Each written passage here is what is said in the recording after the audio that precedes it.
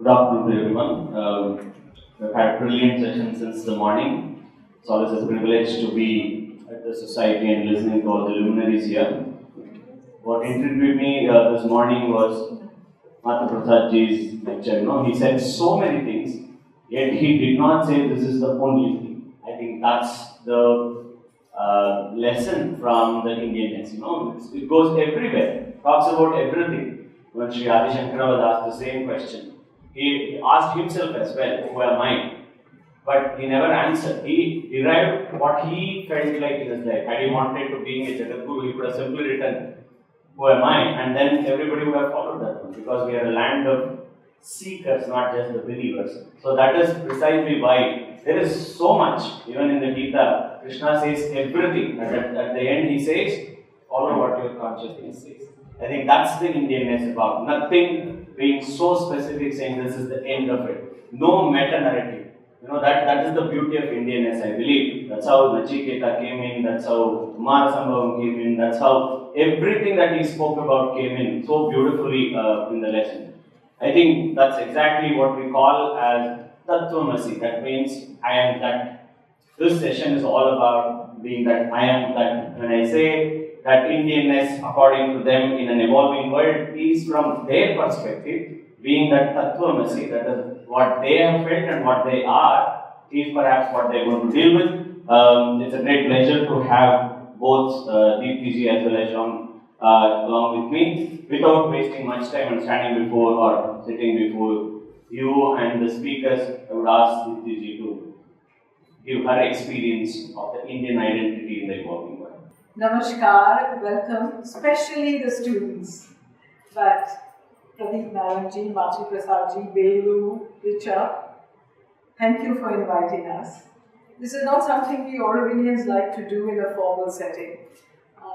Auroville itself is such an informal society that we speak best when we speak on an equal footing.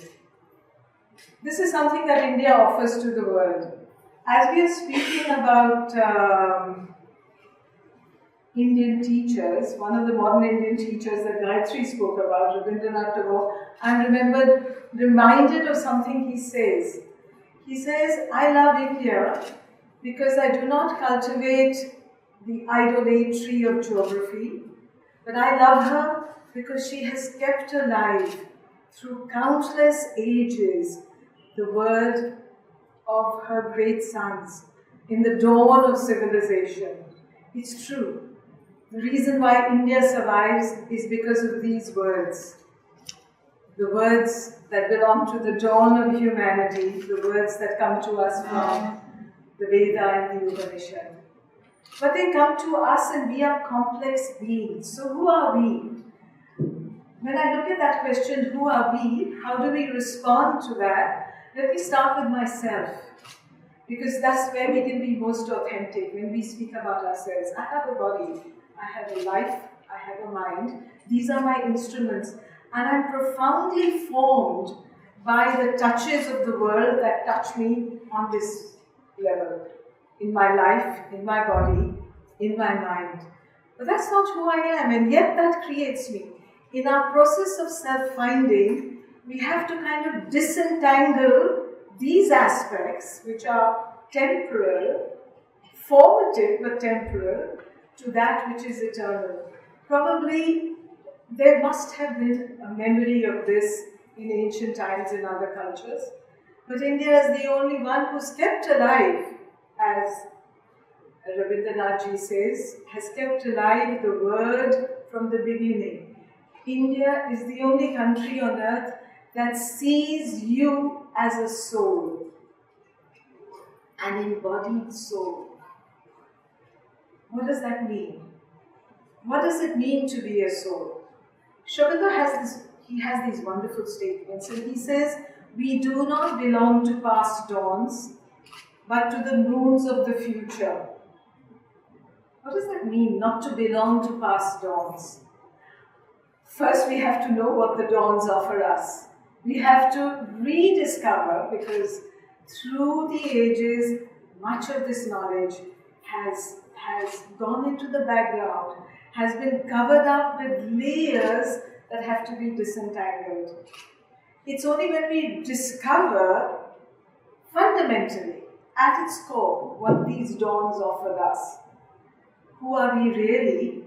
And then we can leap into the future. Most of education that is offered in the world today, particularly since the industrial age, looks at the past and creates a type. We're all types formed by our background, the ancestry we have.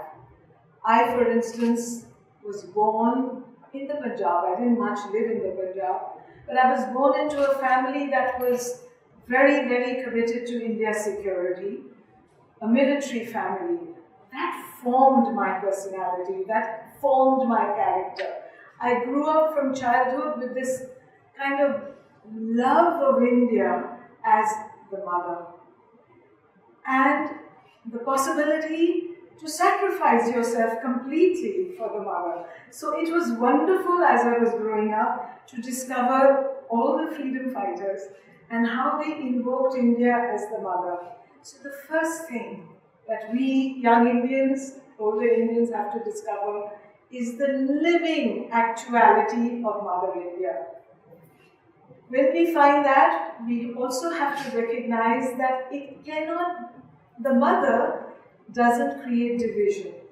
So Mother India is a wholeness. These wonderful statements that come from the past, Vasudhaiva Kutumbakam, it's quoted a lot. But what does that mean to be one family? It means not a hyper-Indianness.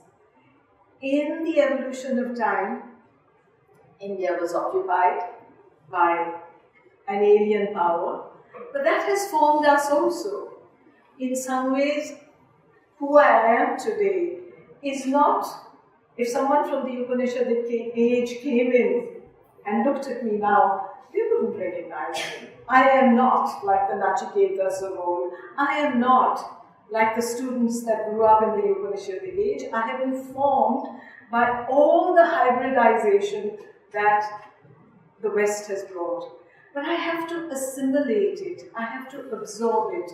I have to make it part of me. I cannot copy it. And then I get a new India, an India that's inclusive of all that comes to us from the West. But there are some master ideas that come to us from the most ancient times. Three particularly. The idea of oneness. There is only one culture on earth that offers this idea of Sarvam Khalvidam Brahmanasti. Everything is that. And as you just said, I am that. Aham Brahmasmi. Tattvamasi. This idea of oneness. The oneness that starts, the oneness of identity, when the universe bodies forth, and then it creates all these multiplicities. That's the pathway.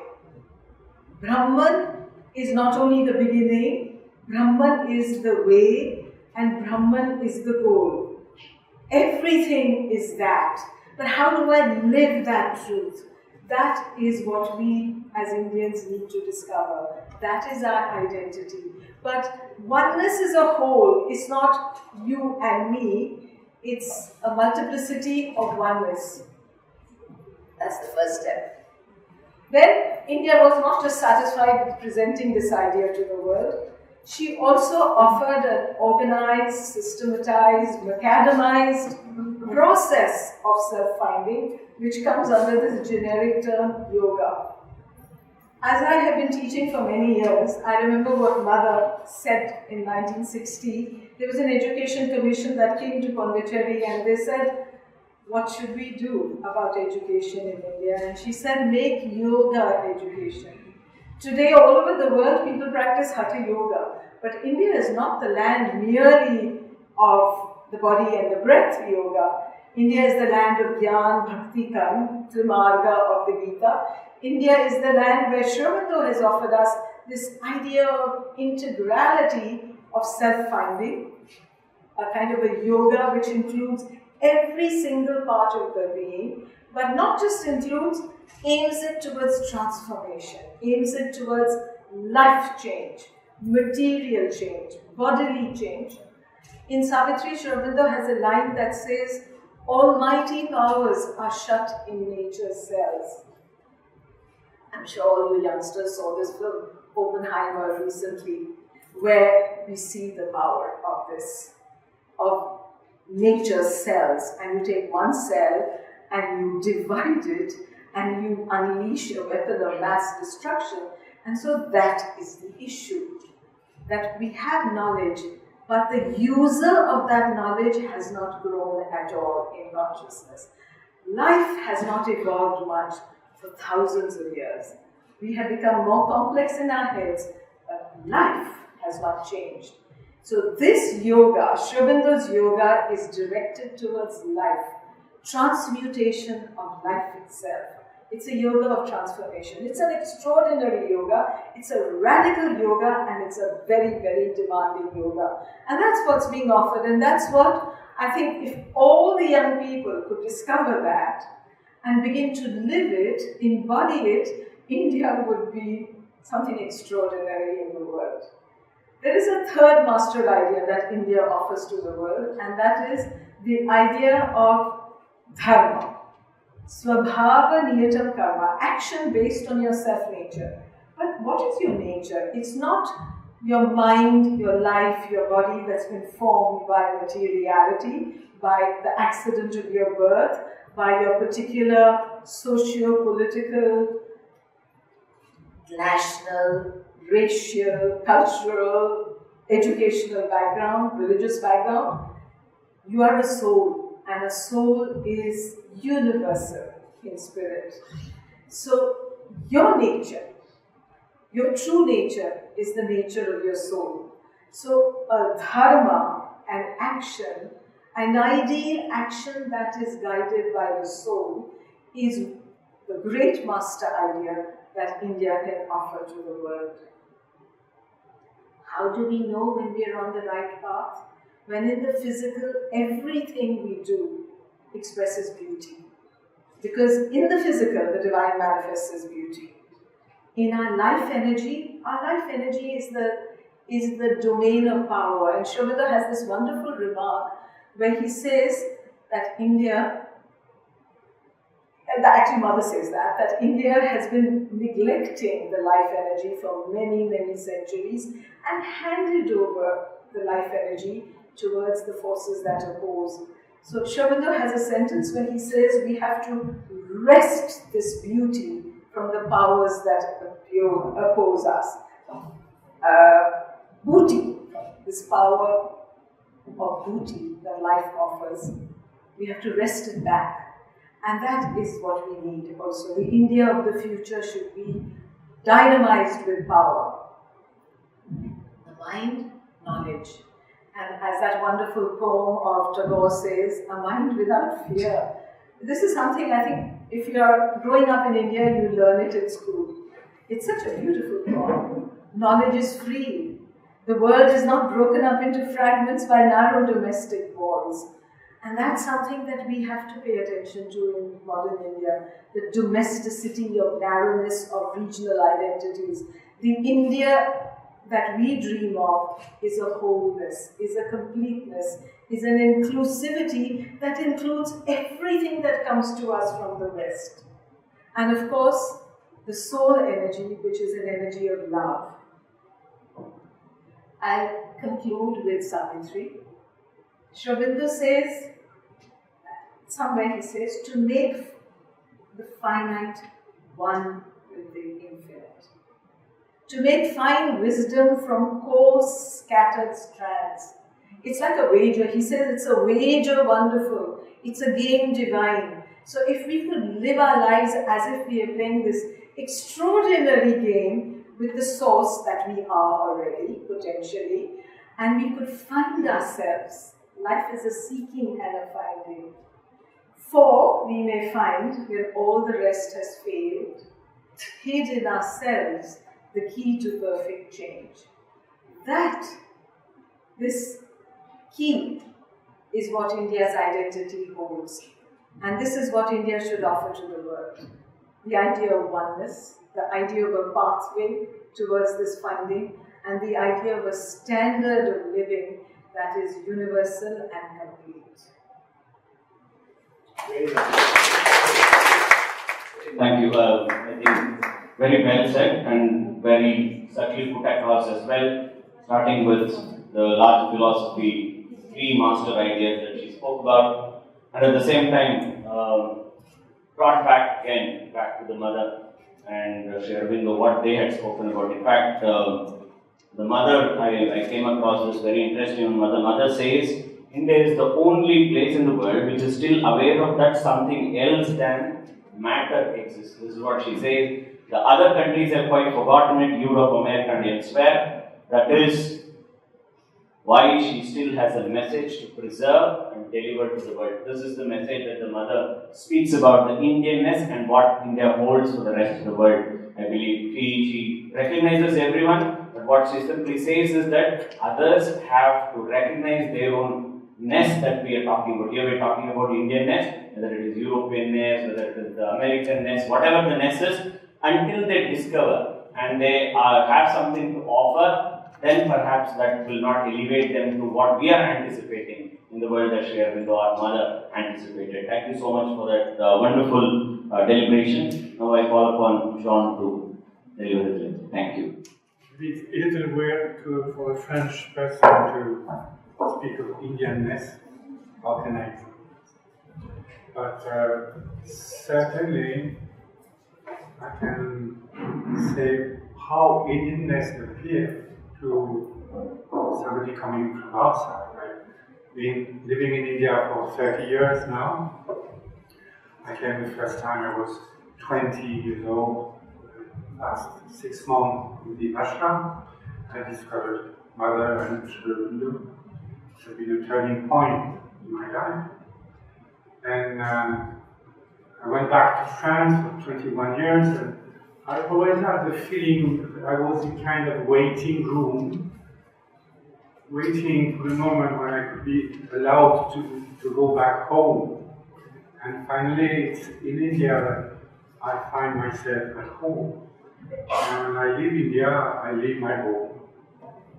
So, although I am French in culture, there is still something in the being that feels that India is the real home. So, to define the Indianness, we can maybe approach that what is specific to Indian culture. Or first, I would like to say, what has been felt very much is the sweetness of Indian culture and the sweetness of its people. That's very specific. And I always found that very appreciative. It brings something within. This is what makes you comfortable and almost taken care of by this culture, by this society. Now, what is specific to India, Deepti talks about the one and the one existence which manifests itself through the multiplicity. It's something very, very specific to India. It's here in the Veda, in the Upanishad, the idea also is in the Bhagavad Gita. The multiplicity is a manifestation of the one. It's something that does not exist really. This paradigm is not present in the Western culture.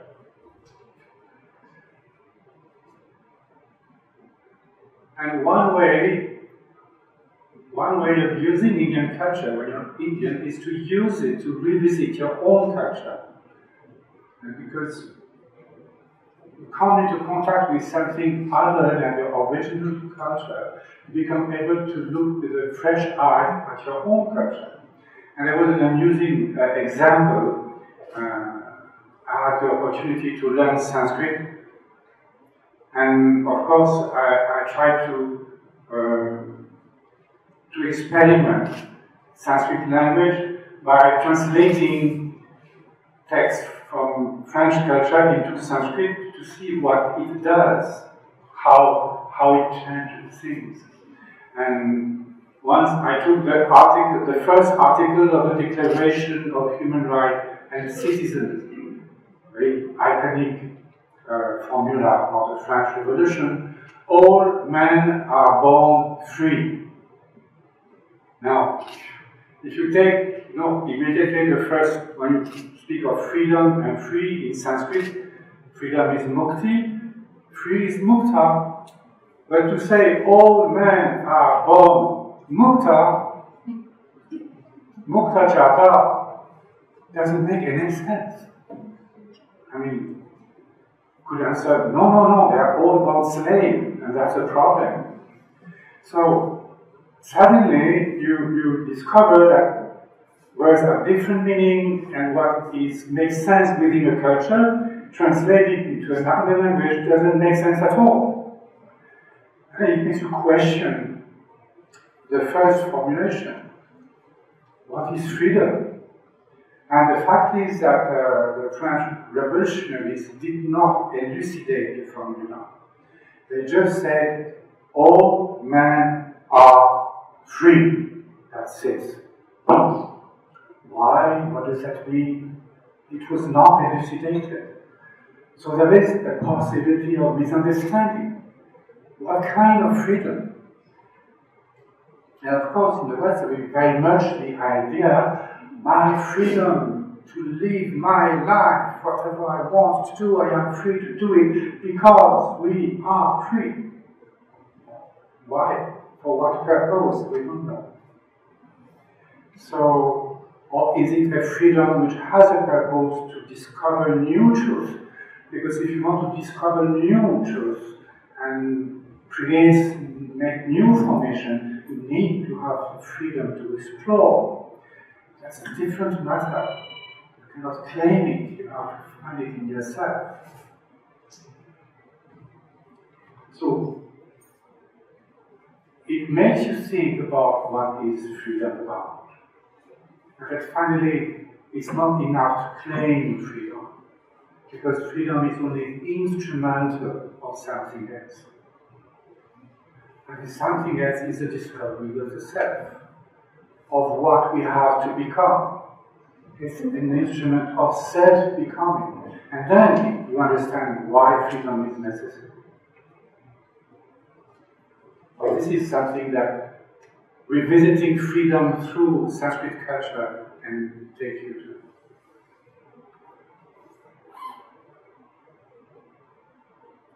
There was also the question of dharma, brought by Deepti. That's a very interesting notion because in the West, the law comes from above. It is God gives to Moses the Ten Commandments, and that's it, that's the law. It has authority because it comes from above. The notion of dharma, you have a law that you have to follow, but this dharma comes from your swabhava. The swabhava is what you truly are. And out of what you truly are comes the law of your development. It's not the same concept at all. Something that crushes from above, or something from within that expresses itself more and more precisely. And this is where you need to have this Sanskrit concept to enter into the Western concept, to enrich them, reformulate them.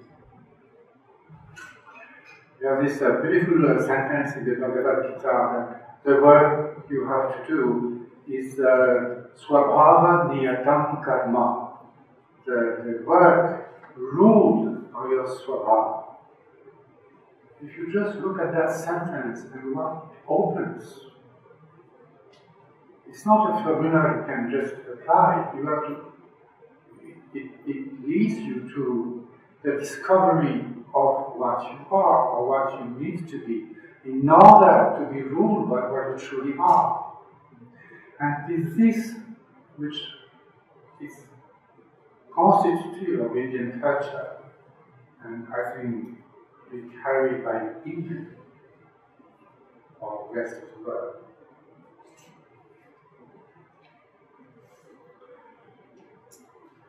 Now, if the one manifests itself through multiplicity, consequently, many paths to the truth, to the one, are not you cannot limit the expression of the one, of the infinite. And therefore, there is a better chance of coexistence of many possible paths. When in the West is much more monotheistic, or either it is monotheistic or it is pluralistic, almost polytheistic. Either there is one truth, and if you deviate from that, you are a heretic, or you have a multiplicity of values and truths that work with each other, and yes, it's like that. But there is no possibility of reconciliation, in fact, in the Western paradigm. Now, if you take seriously the idea that the one is what is the source of multiplicity, that multiplicity is an expression of the one, that means that its multiple values have a possibility of being complementary, of living in harmony with each other. If the one becomes more active in the multiplicity, or the multiplicity becomes more aware of the one it manifests, then instead of being a constantly conflicting multiplicity, it is possible to arrive at a synthesis of even the most apparently contradictory truths. But this is possible only if you believe that there is one existence, one consciousness, and everything is contained into that. Now, this possibility of synthesis is what Aurobindo has brought in a very vivid manner, because we can say that all his books are an expression of a synthetic thought. I don't think there is another writer which has demonstrated so constantly the synthetic process which is possible, the reconciliation of apparent opposites. Mother put it in a very simple word. She said, when you are in front of what seems to be contradictory or contradictory, what you have to do is to widen your mind until you find that what seems to you contradictory, in fact, is not only complementary, but in need of each other for its complete manifestation. This is the one thought that the world needs, because if this is not possible, our future will be a future of different values at war with each other. If they cannot be reconciled, war is our only horizon. So this aspect of synthesis, reconciliating harmony through synthesis, is a very important element to be brought back by India to the world. And I would end by mentioning a chapter of the human cycle called The Ideal Law of Social Development, where Aurobindo says there are two things needed: freedom and harmony. That's a very interesting statement. That means it's not enough to be free. You also have to make the conscious effort of harmonizing your freedom with the freedom of the other. You cannot just claim your freedom and go to court against another. No, you have to make the effort of finding the way of harmonizing all this freedom. And that's the next step, I think, for humanity to go to learn how to harmonize the different elements. Thank you. Thank you, John. I think the note that you ended up with is perhaps the most important one that we are all dealing with. How to harmonize the differences that are existing. I believe there are different paths, different ways of dealing with it, but at the same time, perhaps what you spoke about is not just the way political theory talks about the extent of freedom, but you also spoke about the limitations of freedom. How freedom is also a limitation. limitation not from the perspective of what we do in day-to-day life, but the limitation of one's own consciousness, one's own growth beyond a particular point. I think that's a very important message that you gave about the mukti and the mukta. You know how important it is to reconcile, then also interpret oneself, and then introspect. I think that's a very strong message coming from someone who comes from a different culture, is immersed himself in the Indianness. It's also important because at times this comes into question whether are we really conveying something to someone else. Perhaps whenever we listen to speakers like him, it gives us a clarity, yes, it is properly being conveyed and it's going in the right direction. I think that was very important to have him here, just to get that perspective. If an Indian is giving that perspective, someone who has immersed himself in Indianness is giving a different perspective. I think an amalgamation of both of them is what is required. Both of their take home is the common one, where we discover ourselves in that, as we say, that there is many in that oneness. I think it's all leading to that oneness only. Now we have some time for the question and session. We'll start off with the students there in the back if they have questions, and then we come to the remaining audience. Very good afternoon, everybody. My name is Hasina, Pondicherry University, pursuing MA in Sociology. My question is for Madam. As we all know, we do not belong to the Upanishadic age. We are in a very modern times, and the Upanishadic age has this culture of sitting, sitting beside the gurus and learn about the essentials of life, and then bring it to the practices as well. That was the purpose of life majorly. But these days, currently the contemporary society is all about following trends. Through social media, following trends is the culture now. Through social media especially, whatever we see, we try to copy and follow. So I just needed to ask, like, there's a phrase in Chandogya Upanishad, Tat Tvam Asi, meaning thou, thy art. That has been used in several OTT series and everything, which usually our generation people try to copy and paste in their social media posts and everything without actually realizing what's the essential meaning of the phrases. So I needed to know what is the simplest way in which, since we do not have this Gurukul culture and we do not practice our culture that way, like the Upanishad age people used to do. What's the simplest way in which we can, in contemporary society, actually learn about these things? Like, we learn about good moral behaviors in moral science in schools, but that stays there and we do not get into practices. But the simplest way in which we can inculcate these practices in real life. I would say, the root of the word question is quest. The first thing is to have the question. And the universe is so organized, if one is passionate about a question, answers come. Today we live in a world where everything is available. Information is there. The being that uses that information has to develop itself. And that's what I was saying when I was speaking about we have to take in whatever comes. So there is an extraordinary moment that we are living in. Knowledge is free. What Tagore was saying, let knowledge be free. Knowledge today is free. The user of the knowledge has to develop consciousness that can absorb it.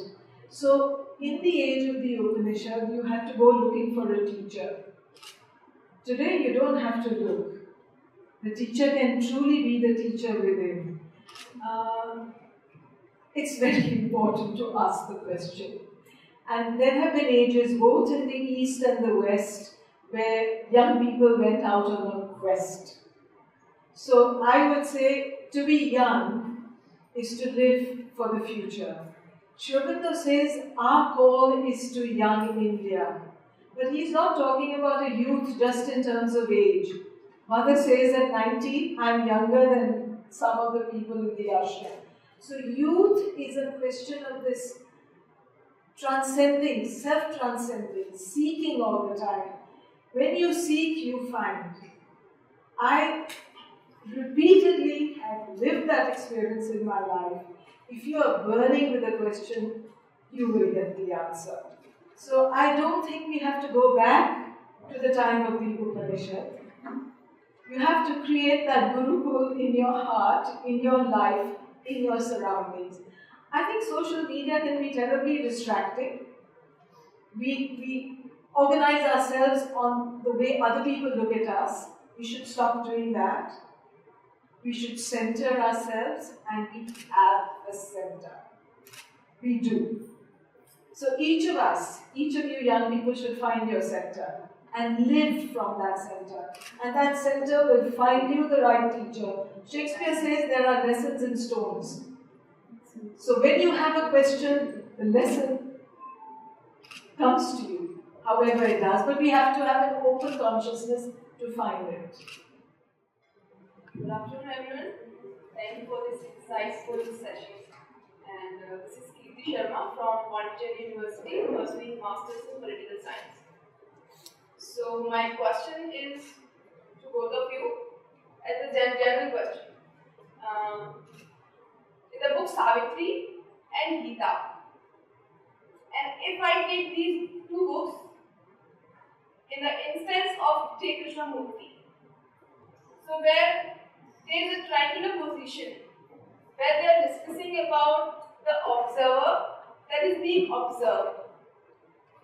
The observer, like me, who is being observed. It means I am not able to find myself who I am really. It's just because my social values are there behind me. So my question is, how can we recognize the true self of mine? It's very difficult, right? Like we are so infected with our own social values, social morality, and on other identification, we find ourselves having a multiple identities are there. So it's very difficult. In my supposition, it's very difficult to identify who we really are. So can you please expand my horizon in this? Well, if you have a problem with your mind, go to your heart. Go to your heart and try to see what is there, because the mind will not find.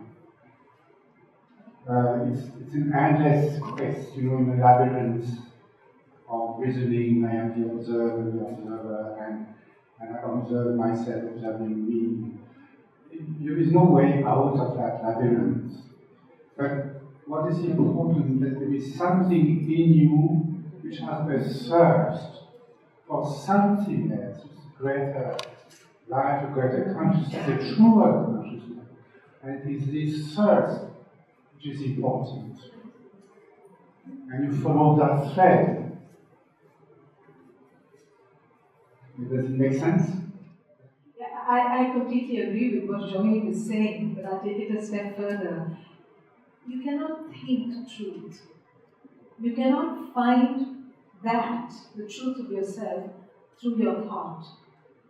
You can find it through a divination, a perception, a sense, a seeing deeply. And that, there is a kind of a intelligent will. But the will involves a little bit a heart that is awake. So, this is a mistake that modern Indian education makes, that it focuses too much on academic knowledge. Actually, you can't know a thing thinking it. You can know it deeply, by embodying it. And Indian civilization offers the thought of beingness as the answer. And you have the answer.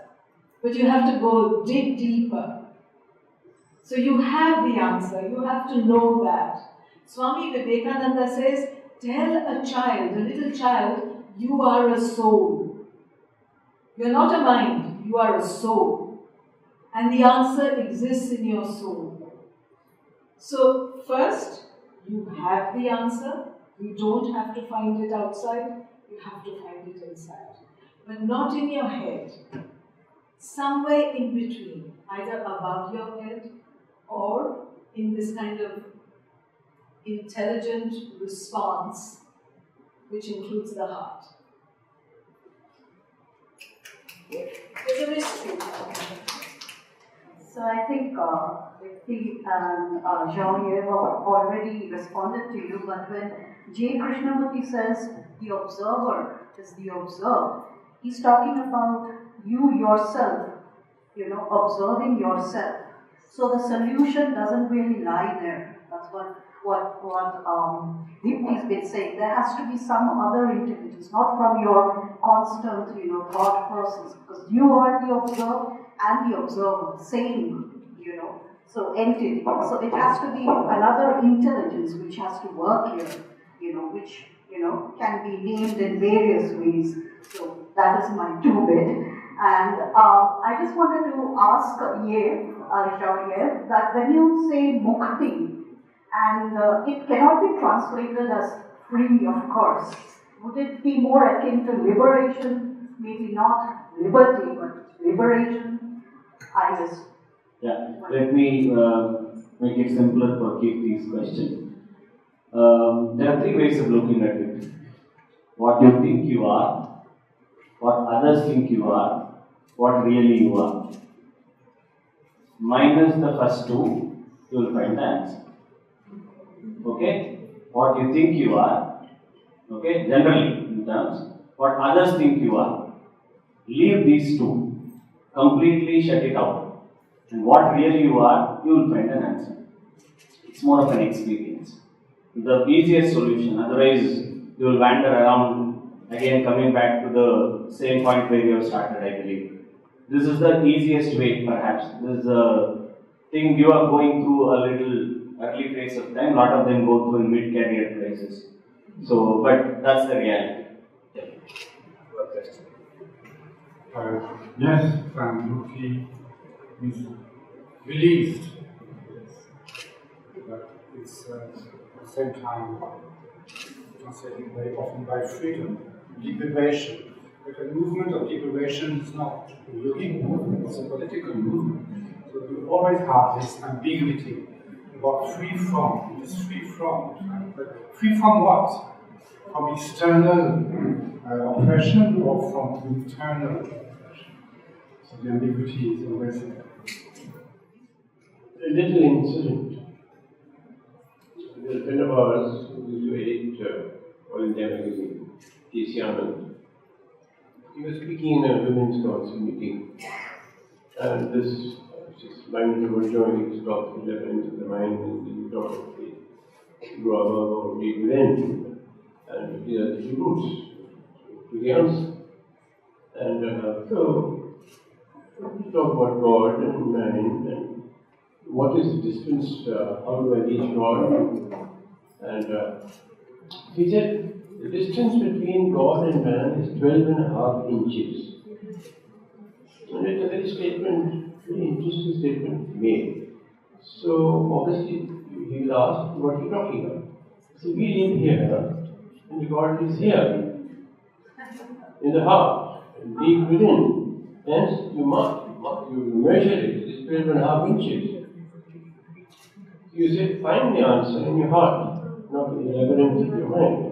And she said, go beyond the mind, which is also the good, or go deep within, which Mother has strongly recommends, go deeper within, is simpler, easier than going higher and higher with more human effort. So it's 12.5 inches, we are also. Just go deeper in, and you find God within you. 12.5 inches, 1.5 foot. Thank you. Good afternoon to all, respected dignitaries on the dais and off the dais.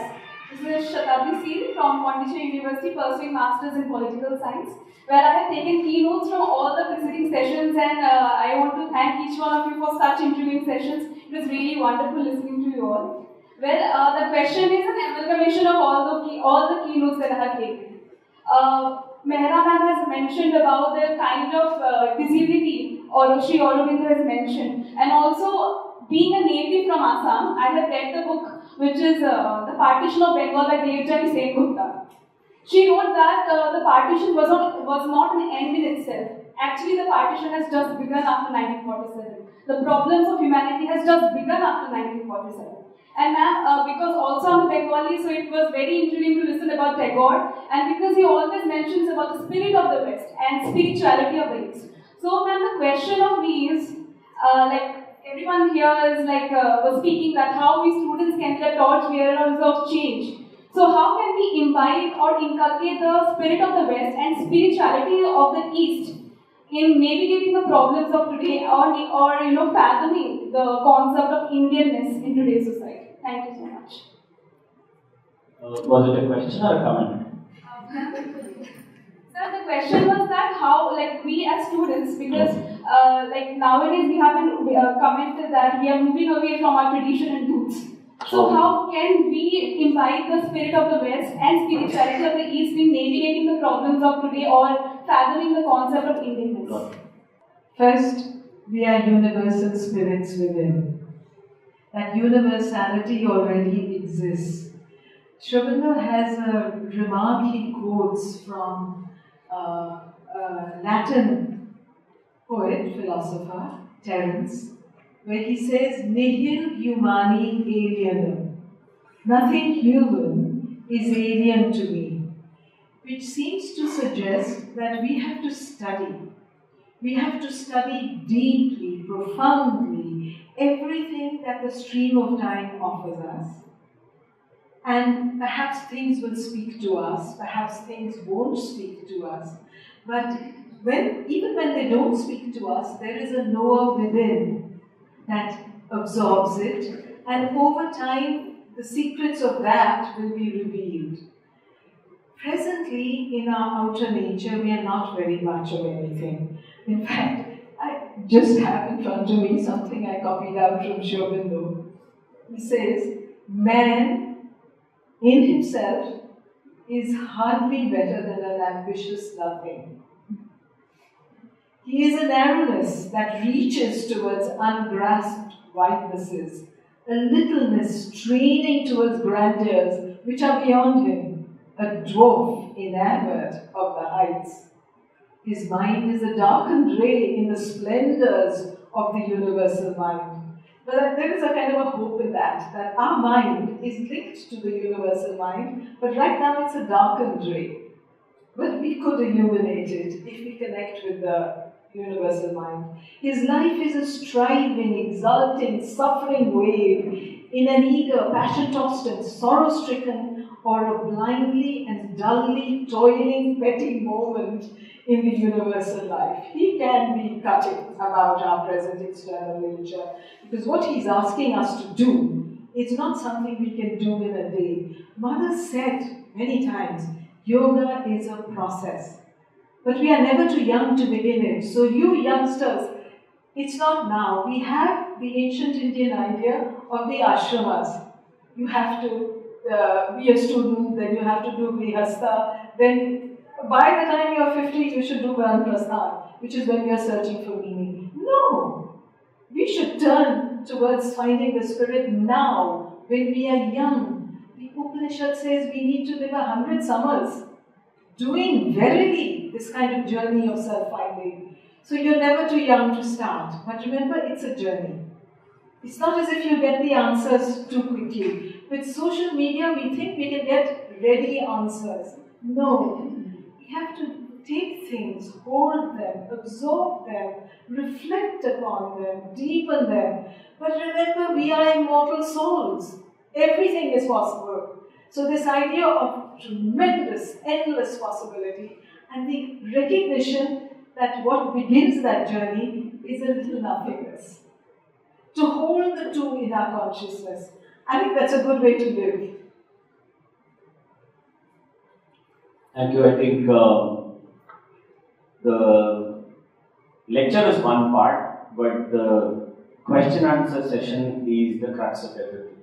In the Indian tradition also, it's called as the prashna. That means there is a disciple who is asking a question and the teacher tries to answer. Tries to answer, no absolute answers. Tries to answer only. This is a tradition that's been followed from the ages. That's perhaps where the question that was posed on the mukti, it's a process. Shankara gives a very, very simple solution, but very difficult to practice. But that's a practical solution. Only practical solution perhaps I think of. He says in Bhaja Govindam, Satsangatve Nissangatvam. He says being in the good company, because you'll ask practical solutions. All the spirituality, everything sounds great, but give me a practical solution that I can follow in day-to-day life so that I achieve what you're talking about at the end. So he says, Satsangatve Nissangatvam. Being in the good company leads to no company. Nissangatve Nirmohatvam. Once you come across that level, Nirmohatvam is no attachment.